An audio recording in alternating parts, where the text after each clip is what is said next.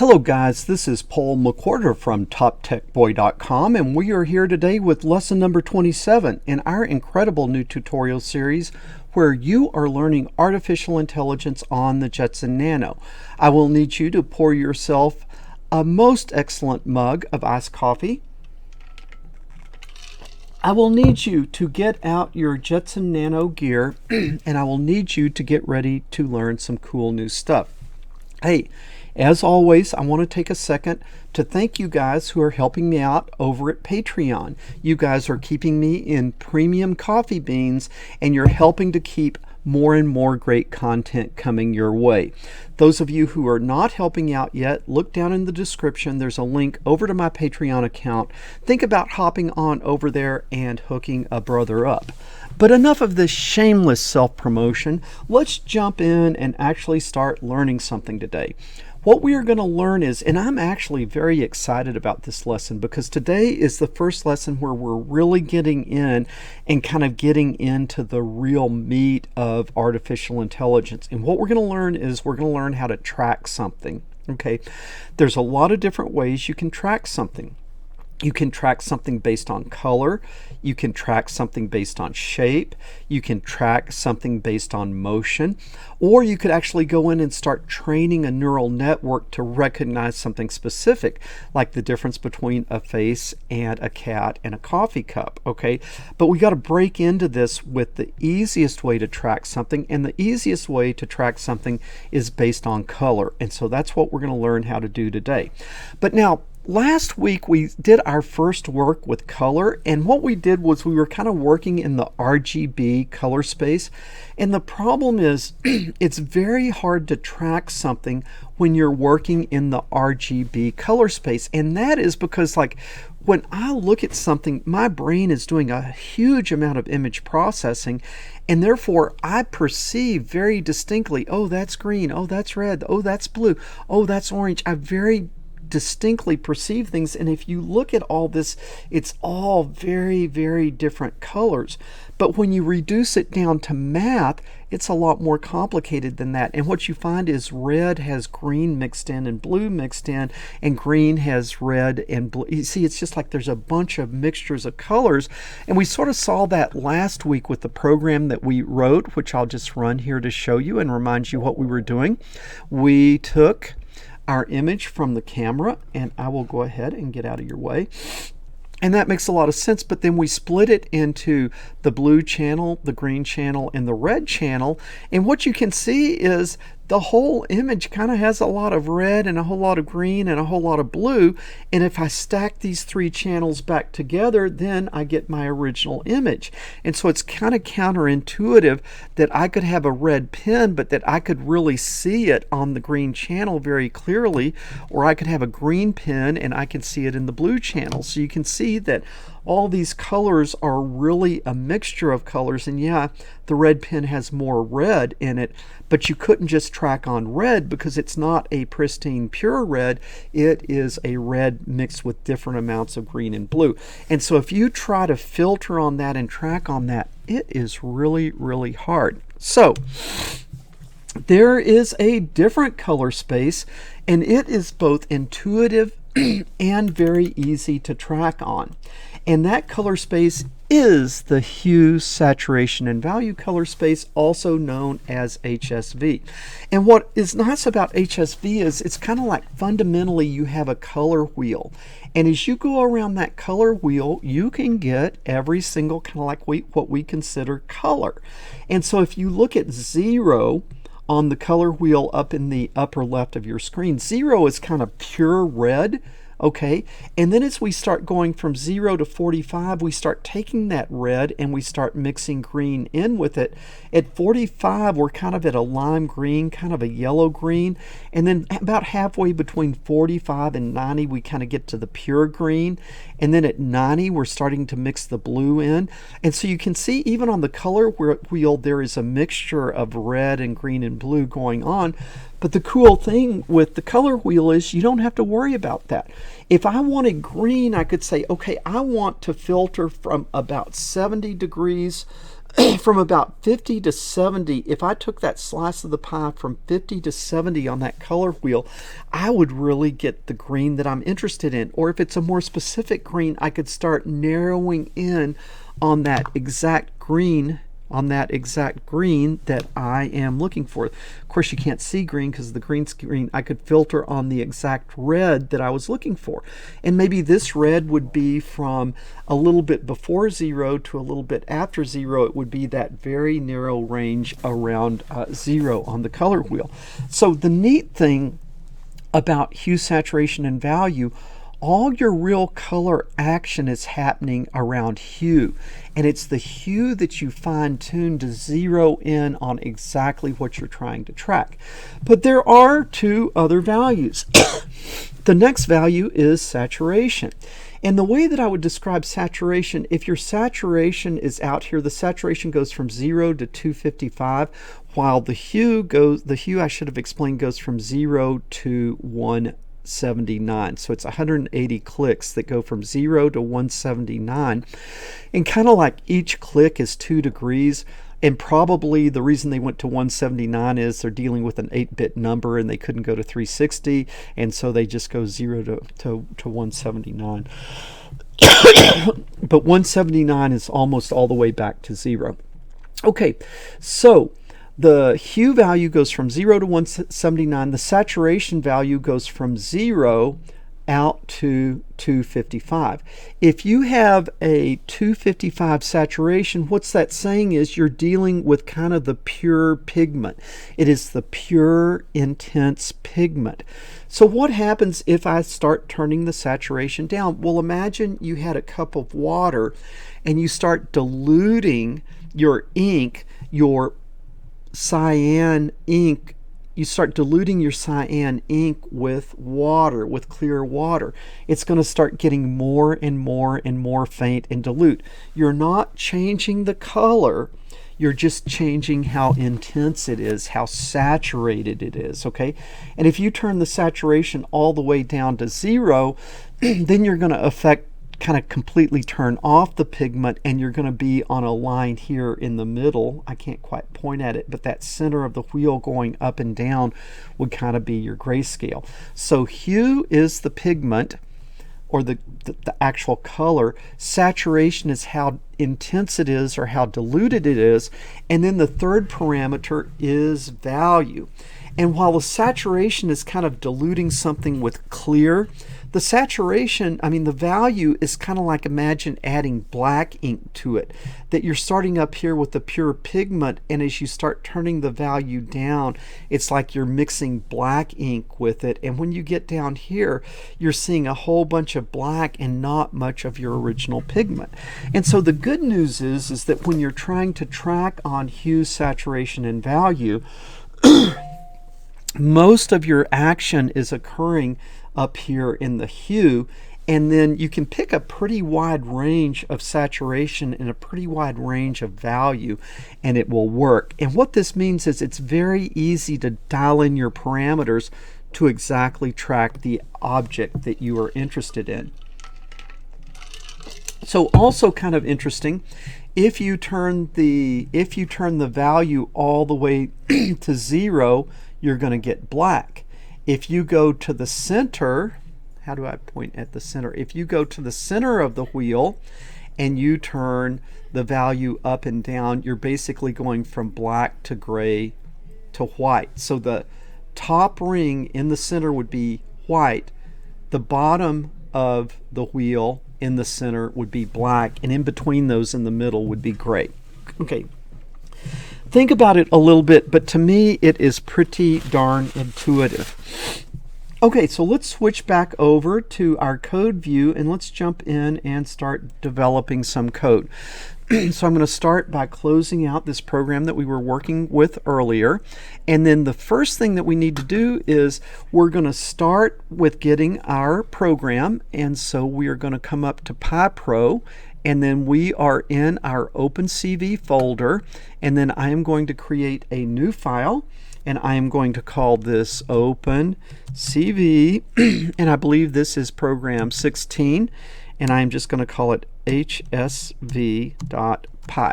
Okay, so now we have our new program. Now we need to run over to the most excellent www.toptechboy.com. You probably know the drill if you've been watching these lessons. You need to use this icon here to search on something like camera on the Jetson Nano. You'll come to this page, and then right here we have our starter program that we always start with. It sort of does our bookkeeping and gets our camera working, so we are going to copy that. And then we're going to come over here and we are going to paste it. Okay, so now that is our starter program.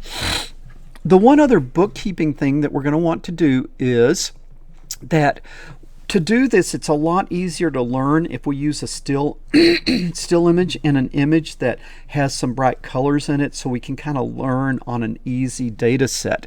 And so what you can do is you can come to your browser and you can go to www.bacteria-world.com and then /smarties.png, SMARTIES.png.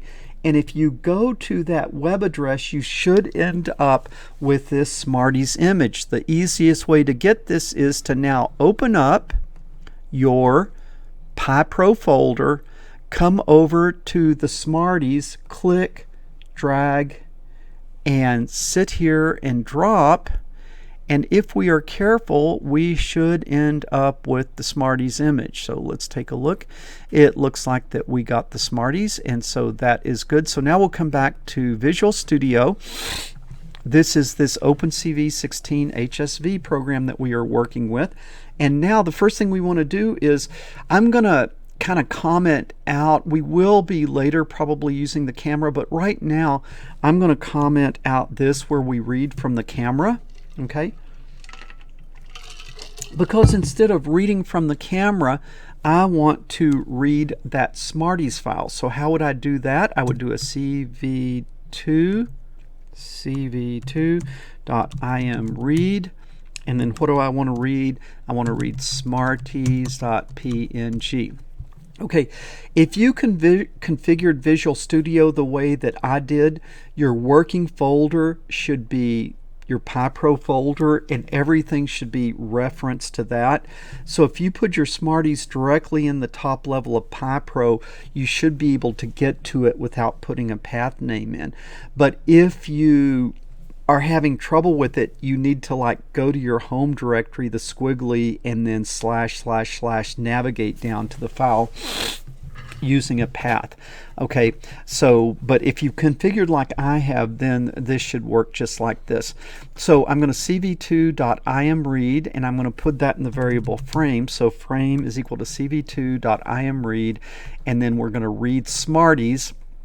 And then what am I going to do? I'm going to do a cv2.imshow, and I'm going to show frame, and then I'm going to be good and move my window. So cv2.move window, and then what window do I want to move? I want to move nano cam, and then where do I want to move it? To the corner 0, 0. So let's run this and just see if we get our little Smarties file. Okay, there it is. Boom. So what you can do is we're reading that file and displaying it, and when you see it, you can see this is a really neat one to learn how to track on color, because it has some very distinct colors and kind of a simple background, so it makes things kind of easy.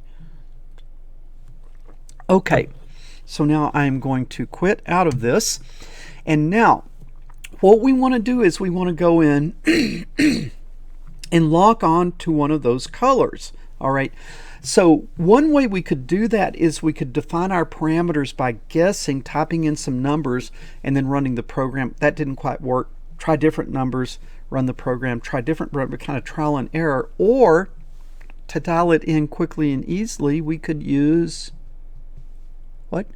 Trackbars. Yes. You remember earlier lessons we learned trackbars. So we are going to do it with trackbars, because then we can zero in on our target very quickly and very easily. Okay, a couple of things we're going to need to do here. We are going to be creating these images as arrays, so we need to import our friend NumPy as NP, because NumPy is the mathematical library that allows us to work with arrays. We're going to be using that in this program. We need to get it in. And then if we are going to build some track bars, excuse me, if we are going to build some track bars, we are going to need to put them in a window. So I'm going to create the window CV2 name window. And what am I going to name it? I'm going to name it track bars. Okay, track bars. So that's going to create a window called track bars, and then I'm going to do a cv2.move window. And where do I want to move? What window do I want to move? Track bars. And then where do I want to move it? I'm going to move it way on over to 1320, 1320 over and 0 down. And then I think that let's just go ahead and show this just to make sure that it's there. CV2 dot, I'm going to do the show, I'll just do it here.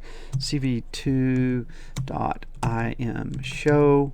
And then is that IM show or is it show? Sometimes it takes me a second to remember because I work with so many different programming languages. I don't always remember off the top of my head the command, and the command is IM show, as I thought. What do I want to show? I want to show track bars. Okay, and just like that. So now I should just have a window show up called track bars, but it shouldn't do anything. Okay. It should be named window. Did you guys catch that? Named window. Okay, let's try this. Run Python file in terminal. Okay, what did it not like? Oh, I haven't put anything in there yet. Okay, we'll do this in a second. I got a little ahead of myself. We'll do the IM show a little bit later. But let's go ahead and let's start building our track bars, okay? I will start building my track bars. So I'm going to say cv2 dot create track bar, and now how many track bars am I going to need?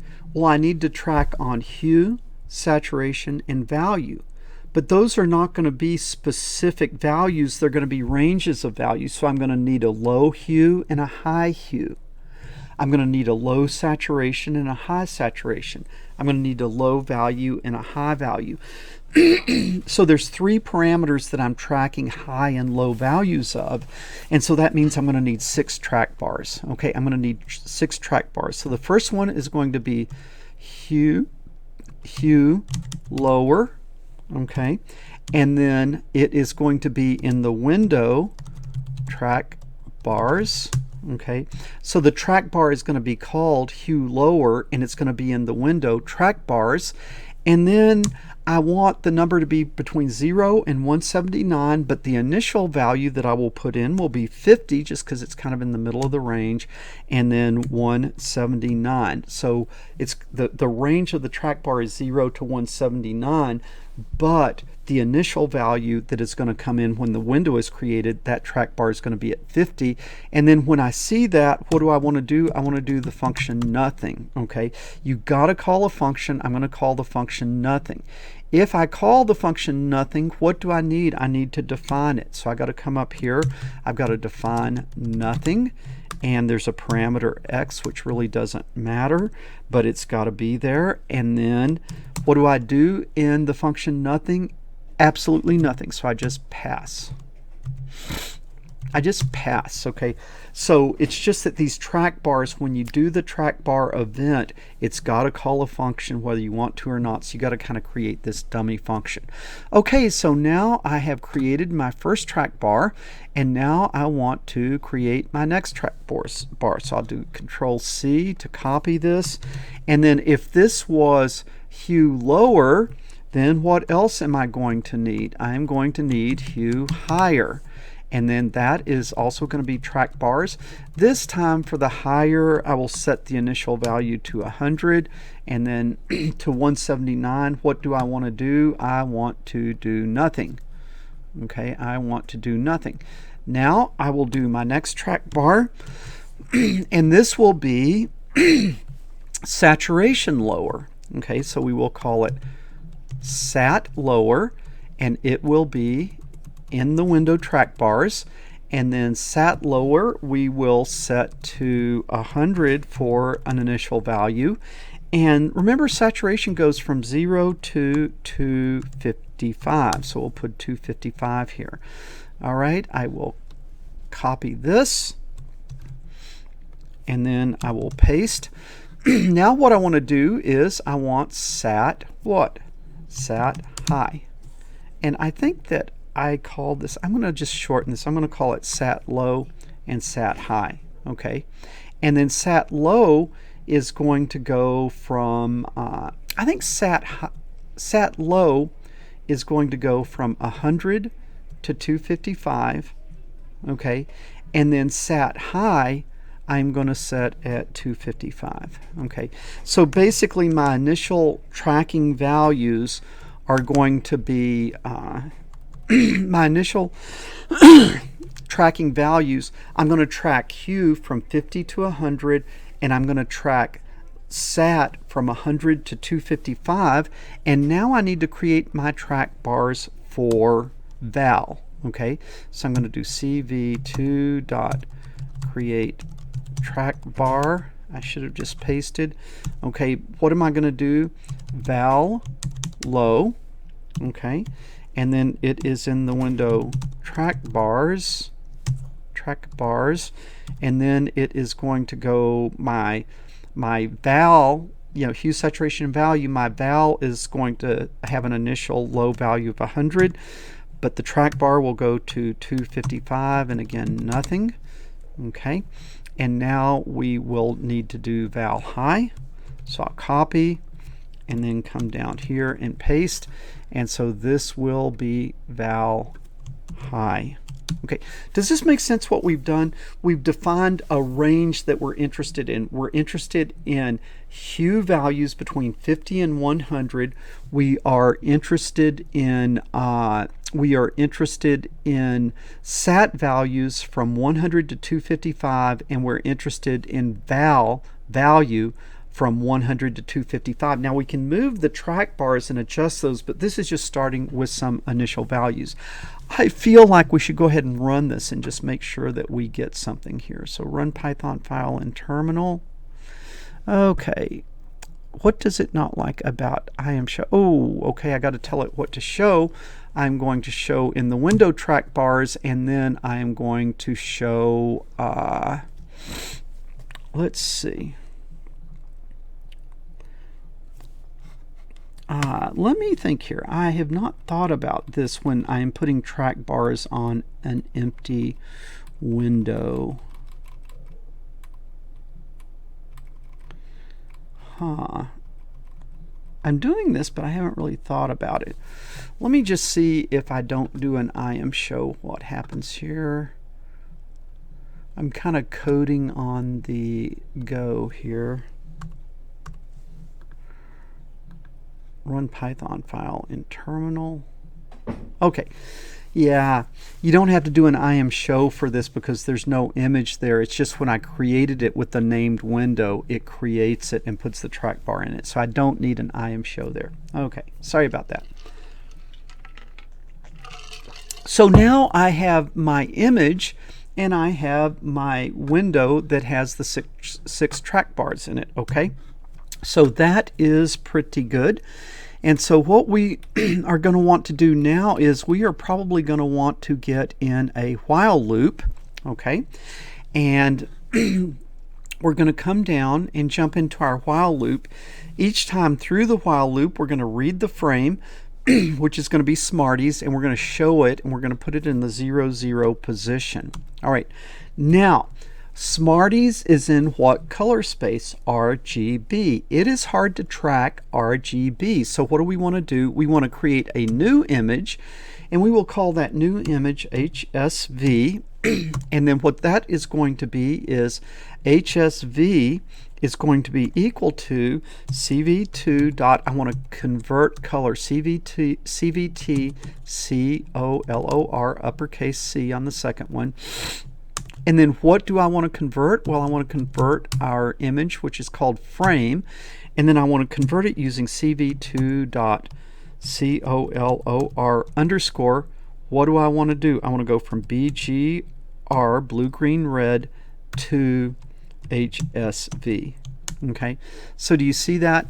I'm going to take HSV, and it's going to be, HSV is going to be frame converted to blue, green, red. So that's HSV is CV2 dot convert color of what original image frame using what parameter, CV2 dot color underscore BGR to HSV. So now HSV should be an image that is in, it's the Smarties image, but now it's in the HSV parameter space. Okay.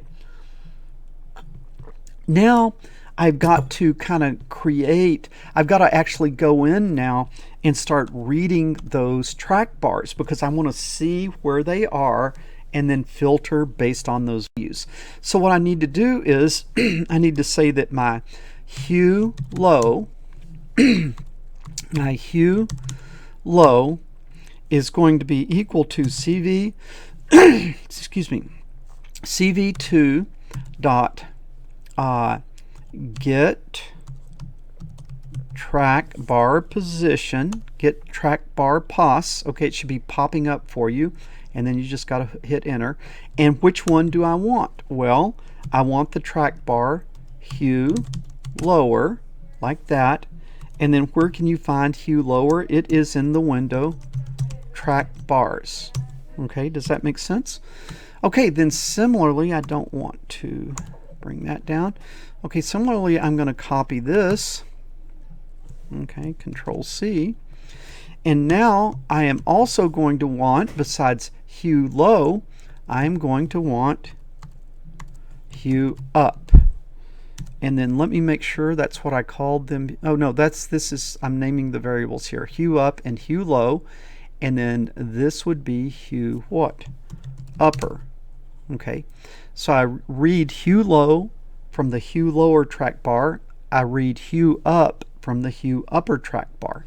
Okay, so we're going to go ahead and grab these two, and we're going to read those other track bars. So I'm going to come down, I'm going to paste those and get my indentation right. And so now after doing hue low and hue up, okay, now I am going to want to call this one lower saturation, or I'll just call it LS. And LS I will want to get from the sat low track bar. Remember our sat low track bar? And then I want on hue up, on this one I will call it upper saturation. And where am I going to get that? From sat high. I'll get that from the sat high track bar. Okay, now I'm going to need to read two more track bars, and so I will paste again, and this time what am I going to get? I'm going to get the low value, so LV, and then I'm going to get the high value, and then the low value will come from which track bar? Val low, and then the high value will come from the track bar val high. Okay, with a little bit of luck, this should actually run. It's not going to really do anything because I'm reading the values, but I'm not doing anything with them, but I just want to make sure that this will run. Okay, everybody's happy. I've got track values, I've got track bars that I can adjust values on. Everybody's happy. Okay, now that I've got the values from the track bars that I want to track on, now I want to start actually kind of filtering on those values. So what do I want to do? Well, I want to create a range that I'm going to track on. And so I've got 6 values, but I want to make it easier to work with those 6 values by creating a little array called the lower bounds, and then an array called the upper bounds. And then with lower bounds and upper bounds, then I can just use those 2 arrays, and it's a lot easier to work with. So I'm going to create an array L_B for lower bound, and that is going to be an array np.array. Okay, and then what is the array going to have? It's going to be a list of 3 numbers. Okay, the hue low, the low saturation, and the low value. So low hue, low saturation, low value. So I'm defining the lower bounds of the parameters that I am tracking. So this will be hue low. It will be LS, the low saturation, and the L little s, and then L little v. Okay, now if I have a lower bound, L_B, what do I also need? I also need an upper bound. So I will say U_B for my upper bound is an np.array. And then what will I want here? I will want my upper values. And so that will be hue up, that will be upper saturation, and that will be upper value.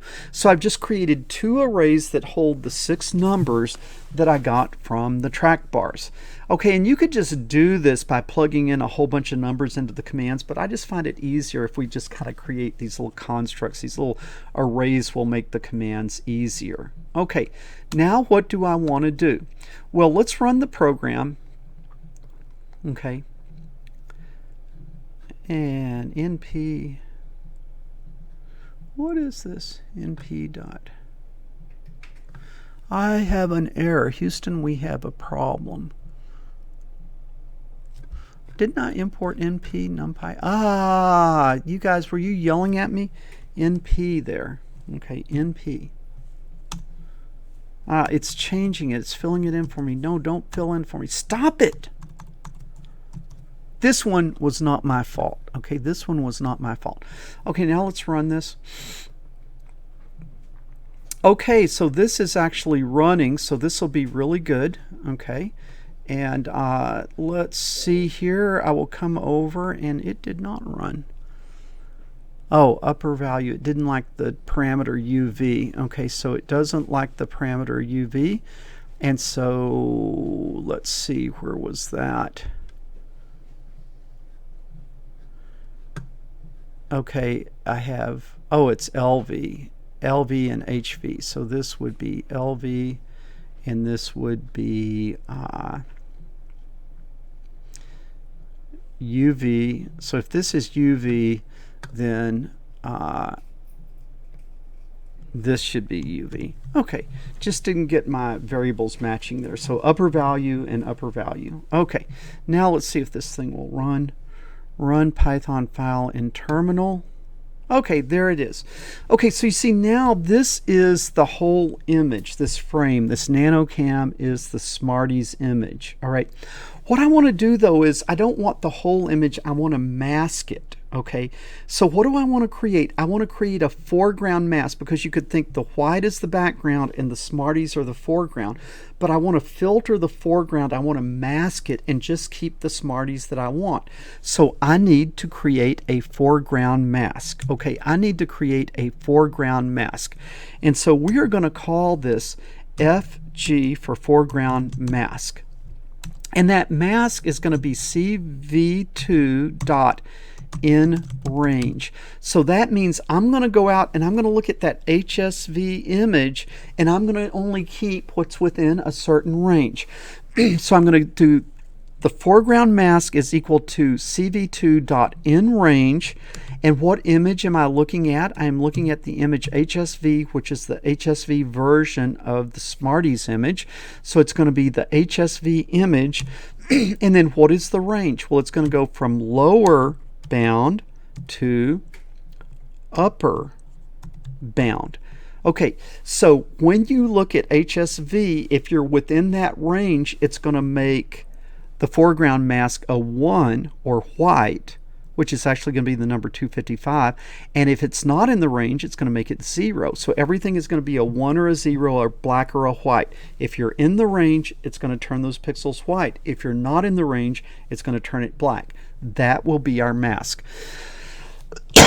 So with that, let's go ahead and show that. And so I'm going to do a cv2.imShow. Okay. And then what am I going to show? I'm going to call this foreground mask. And then what am I going to show? I'm going to show the image foreground mask. All right. And then I'm going to move the window so I stay nice and organized. So I'm going to do a cv2.moveWindow. And then what window do I want to move? Foreground mask. And then where do I want to move it? I want to move it down like 410. So I'm going to move it down lower. It should be below than my Smarties image. So this will be our first mask. This is kind of exciting, but let's go ahead and see what happens. So I'm going to say run Python file in terminal. Okay, there it is. Now what happens here?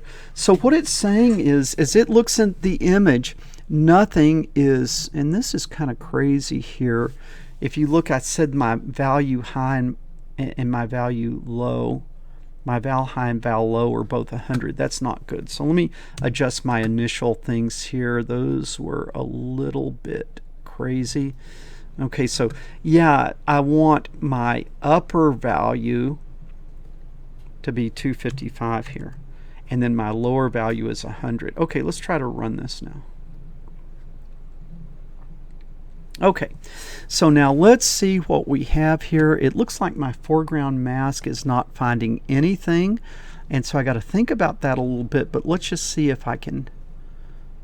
Okay, I'm putting this such that I should definitely be getting something. So I've got an error in my program because it's not finding anything at all. So let's come in here and look and see what we did wrong.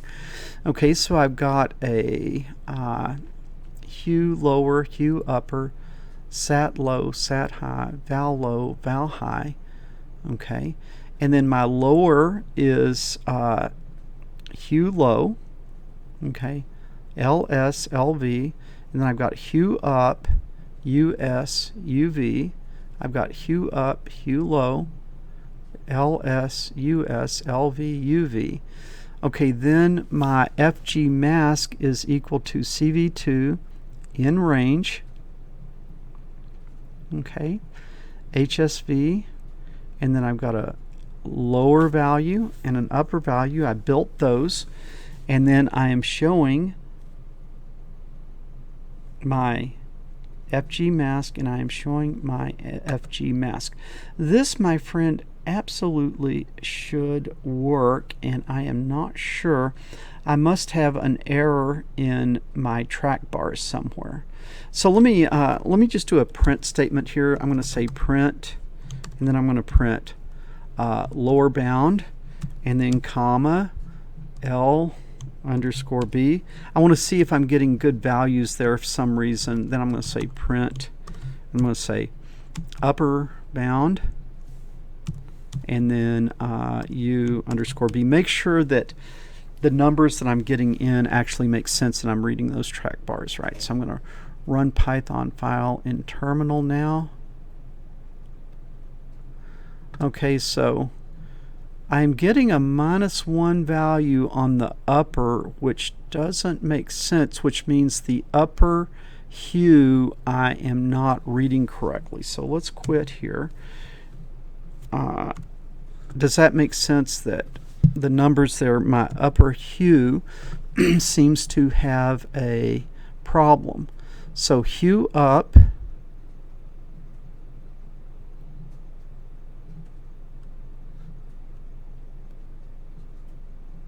hue low, hue up, hue lower, hue up. Can you guys see what my problem is? I'm reading hue lower into hue low, and then I use that as hue low.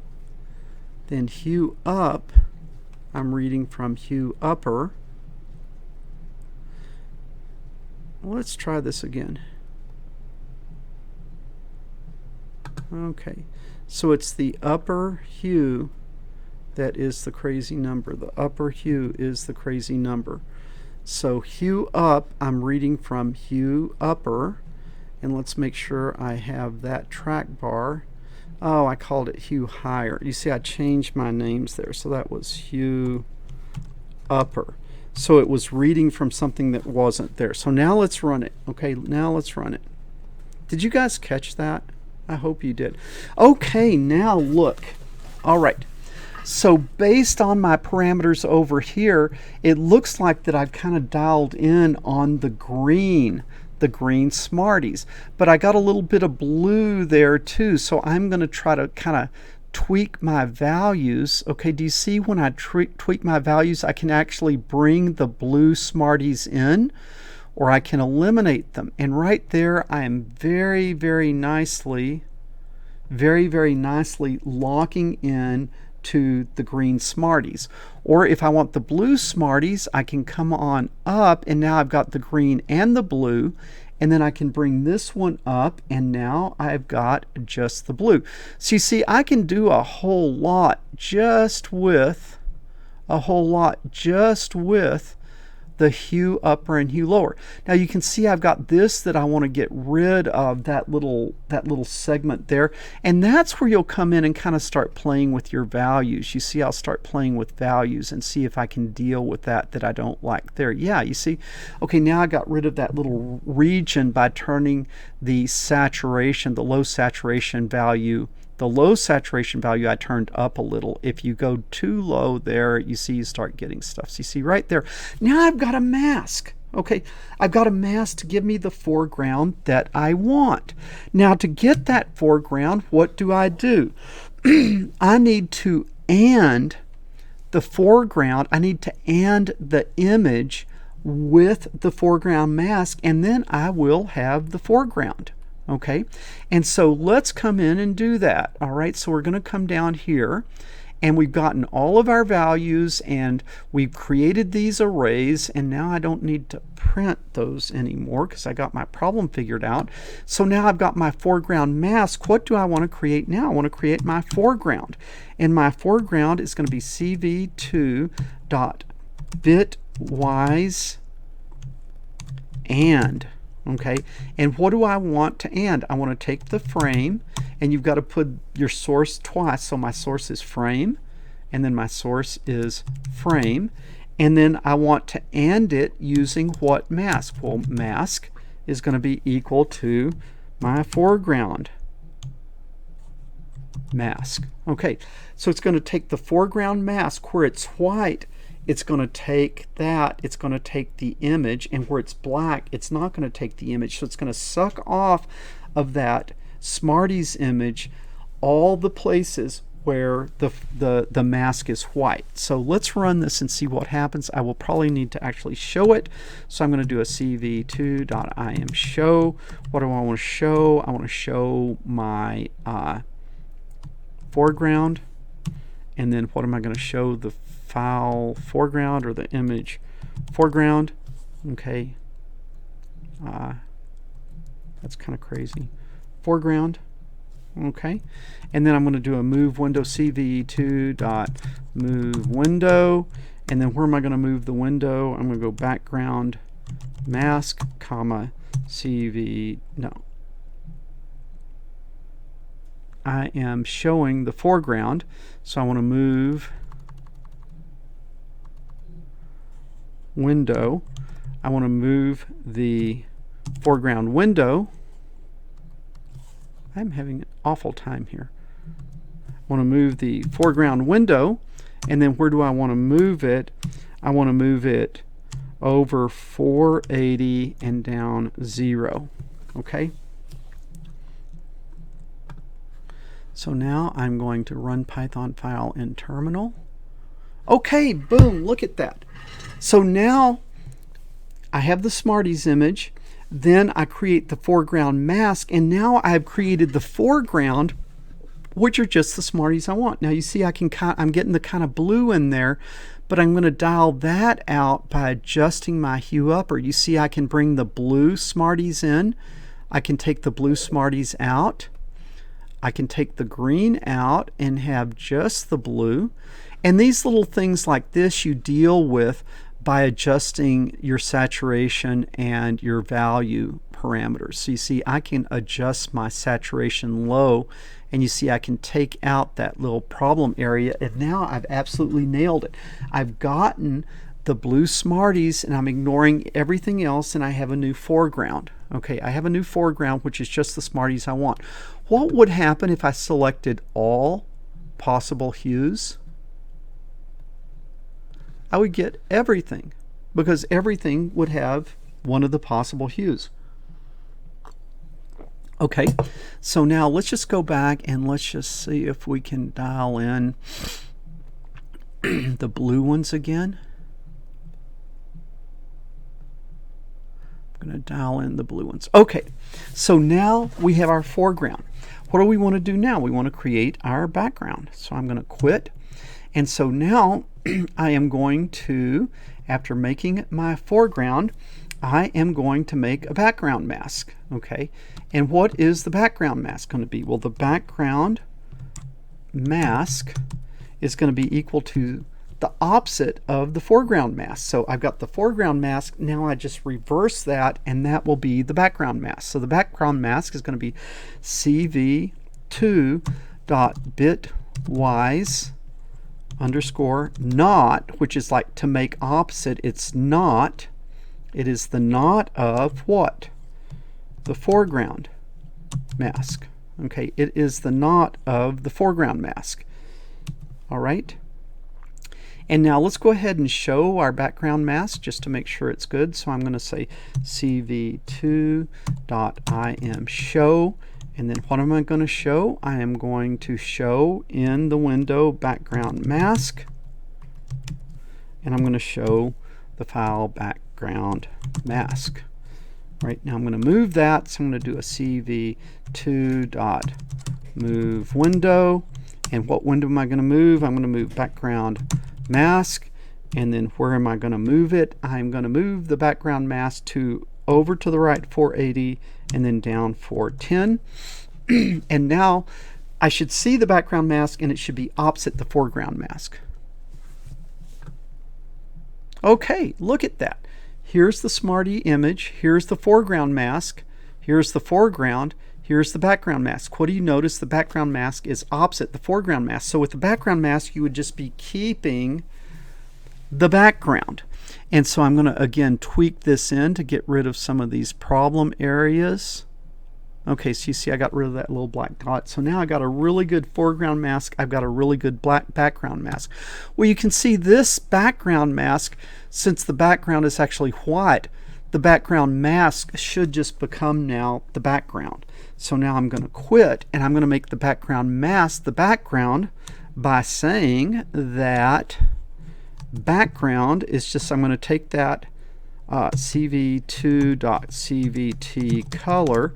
I'm going to take my background mask, which is just a binary, you know, it's sort of like a mask that's either black or white, and I'm going to do a cv2.color, and I'm going to go from gray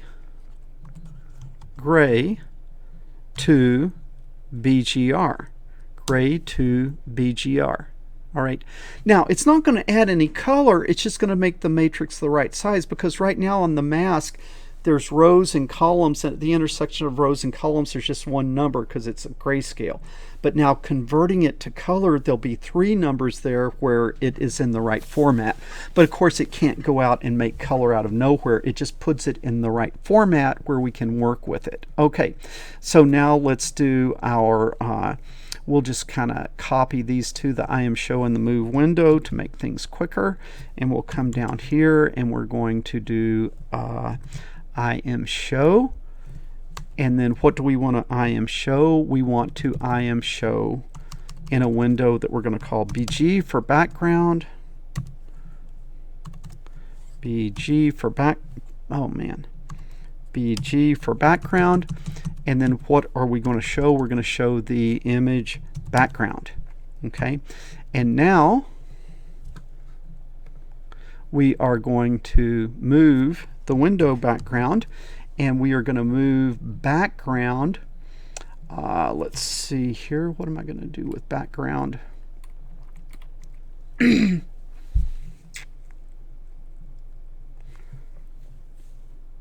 Oh, I'm not going to show it because we're just going to go ahead and we're going to build. Okay, I'm just going to make it, but I'm running out of room on the space. So now I've got the actual background. Okay, the background image. And now what I'm going to do is I'm going to create my final image, which is going to be cv2.add. What do I want to add? The foreground to the background. Okay, and now I will do a cv2.im show. And what do I want to show? I want to show final. And then what is that's the window final, and then it will be the image final. All right, and then I want to move that window, cv2.move window, and cv2.move window. What do I want to move? I want to move final. And then where do I want to move it? I want to move it over 900 and down 0. Okay, let's run this thing. Okay, look at that. So now what you want to do is you want to look at your original image and compare it to your final image. And you see I still have that little blue dot there that I don't want. I can get that out by tightening up my hue values. Okay, I have tracked on green. If I wanted to add blue, I could pull this one over and there is blue. And then I could eliminate green by pulling this over. And if I want to eliminate that little defect there, I can adjust my saturation low value, and look at that. Boom, that is pretty incredible. We can play around with this. Again, if we go from the lowest possible hue value to the highest possible hue value, you see we kind of get our original image back. We would kind of need to do the same thing with these values. Make low, low, and make high, high. Now we've absolutely got our original value back. Or we can start kind of zooming in on specific colors and then kind of cutting out some of the background stuff and adjust this a little bit. There we are. So you can see that we can take an image and now we can grab, and if you can grab it, you can track it. But you see that my final image is the original image with only the parts that I'm interested in, which are the blue Smarties. So that is pretty cool. Okay, there's two more things that we're going to do today. I know this is a long lesson, but there's not an easy break point. What is the one problem area with what we've just done? Okay, if you look in the upper left at the little inset box of the hue values, you can see that red is really in two ranges. You have like from 0, let's see, from 0 to 10 degrees would be red, and then from like 170 to 179 is red. And so if we try to track on red, we can either get this part of the red or that part of the red, but you want the whole range of red. So just the nature of a circle, you've got a problem at that point that you go from 0 to 179 and back. That's not a continuous range. So what do we need to do? We need to add a second hue mask so we can say I want this and I want this, and that way you can track on red. Because if we try to track on red right now, you see it's kind of hard. Like you see I can get part of the red, but I can't get that other part of the red. Or I can get this part of the red, but not the other part of the red. So I need two ranges. So I need to add two more track bars. I need to add a second hue range that I will then add to the first hue range. So we need to come in and do that. So what I need to do here is where I create the track bars at the top of the program. Let's see, you couldn't see that, but I think you know what I was doing. So I will forge on, but I apologize, I was on the wrong view. Let me come back over here and let me run this again. Okay, so what this is going to do is you can see that I have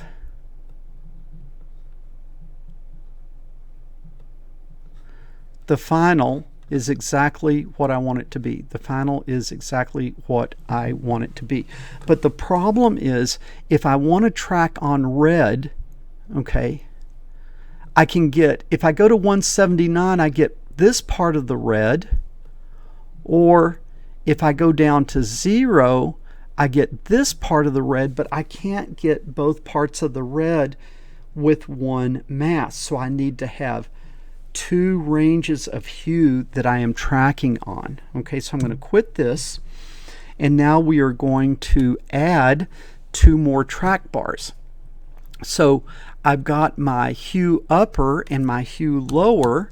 Well, I am going to create two more track bars, and those are going to be very similar, but they're going to be kind of second ranges. Okay, so I'm going to have hue lower 2, and I'm going to have hue upper 2. So these are two new track bars.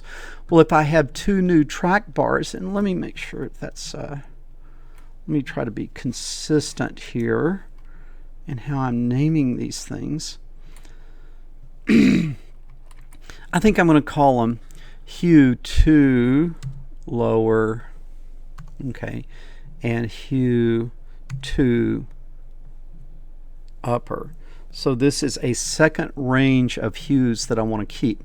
All right, well, if I'm going to keep those, then if I'm going to use those, I'm going to need to read them. Okay, I'm going to need to read them. And so what I'm going to read now is I will copy this, and I'm going to read those other two track bars. Okay, and this I will call hue 2 low and hue 2 up, and that's going to read hue 2 lower and hue 2 upper. So now I've got a second group of hue values that I am also going to track on. All right, and now how am I going to do that? Well, I have the lower saturation and the upper saturation that I create, and so what I'm going to need is I am going to need to do that again. Okay, and so what I will do is I will create a second upper and lower bound. So I'll say lower underscore bound 2. I think it would be easier if I copied these two. So I'm just creating a second set of parameters that I'm tracking on. Lower bound 2, upper bound 2. Now I'm only going to vary the hues, so I've got this range of hue that I'm looking at and this range of hue that I'm looking at. So I'm tracking on two different hue values, but I'm just going to use the same saturation values for both of them and the same values for both of them. The only thing that I'm really changing is just the hue value. So I have a lower bound 2 and an upper bound 2. Well, this would be hue 2 low and hue 2 up, but I'm going to still use the same lower saturation, upper saturation, lower value, and upper value, if that makes sense. So now I have a new region that I am tracking on. Okay, and so then what that means is I need a new foreground mask, a second foreground mask. So my second foreground mask is going to be foreground mask 2, and that is going to be equal to cv2.inRange. And I'm still looking at HSV, but this time I'm going to use lower bound 2 and upper bound 2. Okay, so I'm creating a second mask. The first mask will have the first group of hues. The second mask will have the second group of hues. Does that make sense? Okay. And now what I'm going to do is I'm going to create a foreground mask composite that is going to be what? The addition of those two, cv2.add. And what do I want to add? I want to add foreground mask. I think I called it little m, foreground mask, and then foreground mask 2. Okay, so I'm going to add those two to create a foreground mask composite. Okay, a foreground mask composite. Now here I will show the foreground mask composite, and I will move the foreground mask composite, and I will show here foreground mask composite, and it should be the addition of those two foreground masks. Okay, so now I've just got a new foreground mask which has two different sets that it keeps. Okay, now for the foreground, I want to use which mask? I want to use foreground mask composite. All right, and then that will create foreground. The rest of these things should be the same. So now I've got two different hue ranges that I am tracking on, and it will add them together. And so I should be able to go in and grab those red Smarties that are sort of splitting that 0 to 179 range. Let's try this and see what happens. Something is not like. Foreground mask composite is not defined. Foreground mask composite equals foreground mask composite equals CV2. That was kind of a bad mistake. Hope you guys caught it. Okay, run Python file in terminal. All right, look at that. Okay, now the question is, watch this. Okay, so let's say that the hue lower and hue upper are going to track green. Now hue 2 lower and hue 2 upper, I am trying to track blue. Okay, there. So now it is working here on foreground, but final didn't add it, so I must not have done it to final. So now I need to say, final is foreground and background. Okay, foreground is foreground mask composite.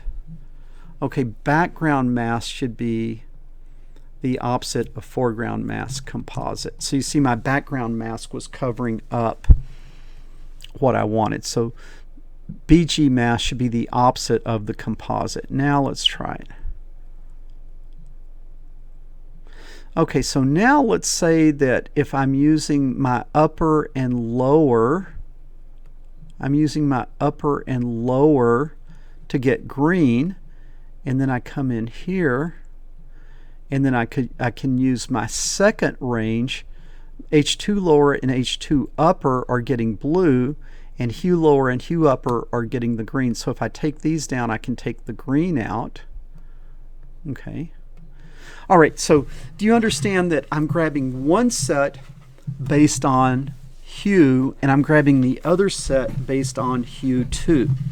All right, so let's kind of see that. So right now, hue 2 is doing the blue, and I'm going to tweak this. Now I'm going to tweak hue lower and hue upper to get the green. Okay, so you see I can now grab two different things because I have two different hues that I'm working with, and I'm adding those together. But where that really matters is when you're trying to get red. So okay, I'm going to use this to get this side of red. I'll get the red and the orange just to make it easy, and then I'll come over here and I will use these to get the other side of red. Okay, and so now I am perfectly getting the red and the orange because I have two different things that I could do. Or I could get the red and I could use this one to get the blue. All right, so you see I've got two different ones. Now the interesting thing is to try to kind of get the orange without the red. So let's see if we can track the orange without the red. That's going to be kind of hard.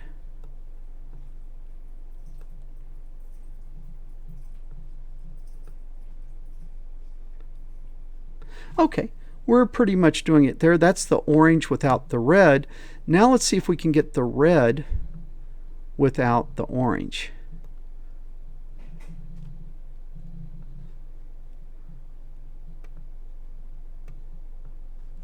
Okay, that is kind of hard, but that is getting pretty close.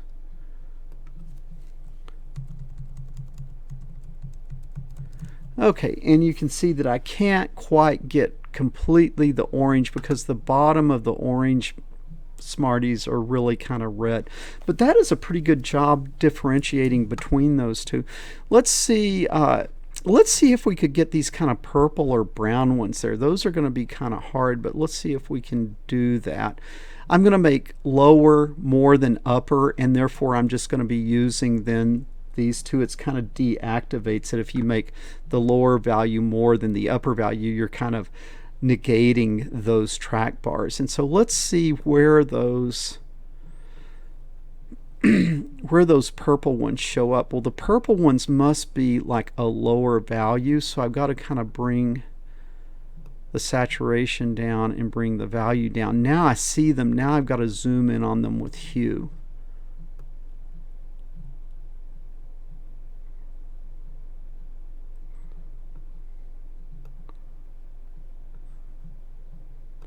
Those are kind of hard to track on, aren't they? Okay, I think I might be able to get them there.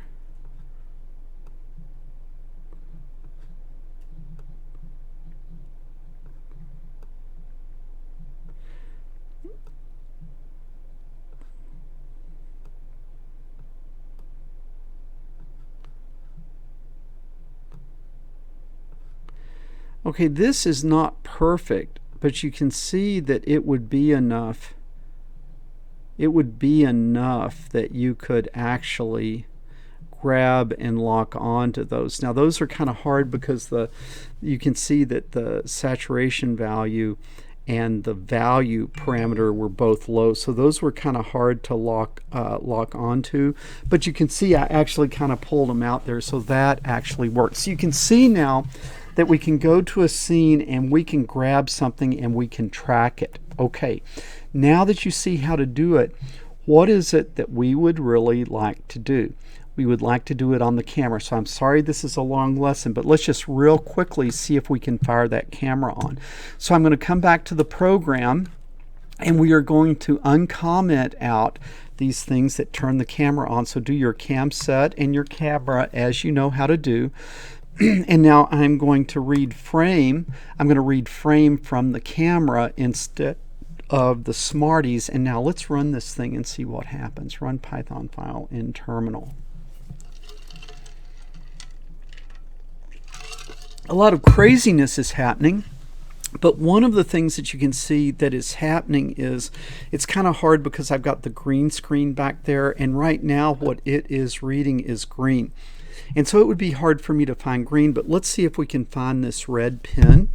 And so I want to dial, let me see if I can find the blue pin to begin with. So I'm going to deactivate the second hue by making hue 2 lower more than hue 2 upper.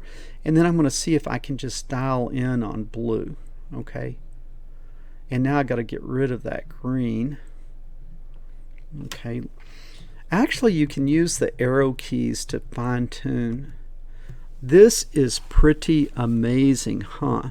So you see what I am getting? I am taking everything out of the picture except what I am tracking on, which is the blue. And like if I just took the blue cap and say put the blue cap on my finger, you see now you could track the position of the blue cap. Now you can see I got a little noise here, so I need to try to tune things to try to get rid of some of the noise. And so I'm probably going to see if I can adjust my saturation values a little bit. This is pretty saturated, so that's pretty good. And then my values, okay, that is pretty good to just get that blue and nothing else. That is pretty darn good. And you can see that I've got the foreground and then I've got the foreground on the white. That is pretty darn exciting. Okay, so now let's see if I could zoom in on a red pin. So I would need to come out here to red. And the interesting thing is going to be, can I distinguish this red pin? Can I distinguish this red pin from my red shirt, which might be kind of hard to do. Okay, clearly it's seeing the red pin, but now I need to try to get rid of the red shirt. Okay, so I'm going to also try to work on this saturation. You see the pin is pretty saturated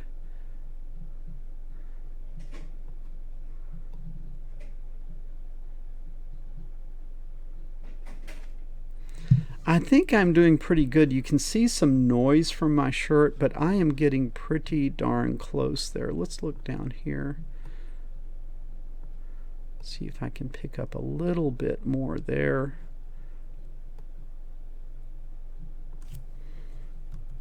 Red is the hardest one because you're going across that range, but you see, as I'm including more hue values, I'm bringing that shirt in.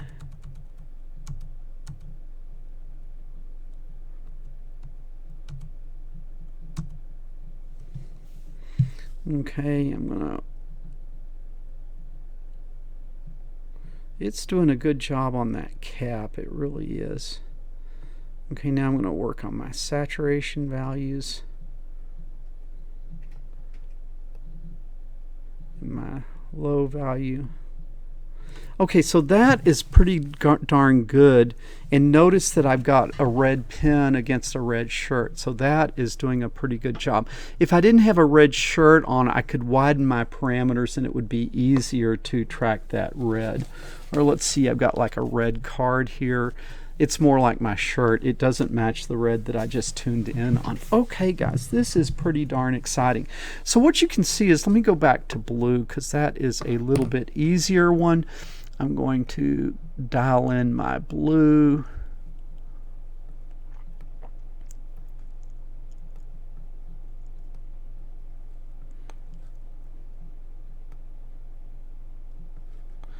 What is going on? Why am I not finding blue? I've got these going the wrong way.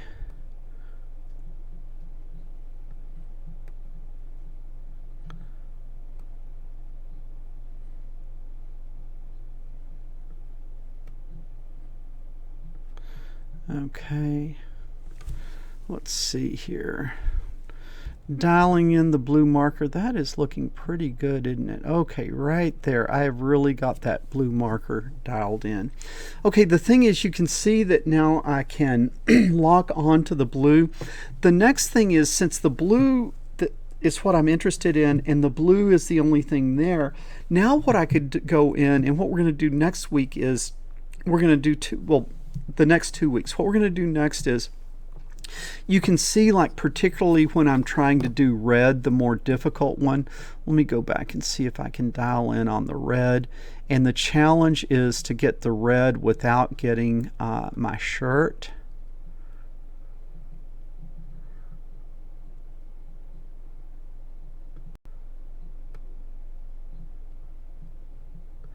Okay. And you see, when I do that, what's happening when I do this is that I'm getting some noise.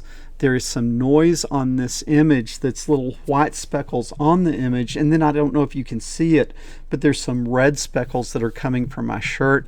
And so for a hard job like this, what you want to be able to do is to be able to apply filters, where you do some image processing, where you try to get rid of the noise that you don't want, and then you try to bring in these values that are missing from the object that you do want. So next week we're going to come in and we're going to learn how to do filtering, okay, where we can improve, like when we're to this stage, now that we can do better tracking through filtering. Okay, then after we do the filtering, now we want to, where we have this, to be able to go in and actually track the object by like putting a box around it and know where it is, or putting crosshairs on it. And so what we're going to do next week is we're going to do some filtering, and then in the lesson after that we're actually going to start tracking this. Okay guys, I'm sorry this has been a long lesson, but I really didn't want to break this into 2 lessons. This was really stuff that all went together.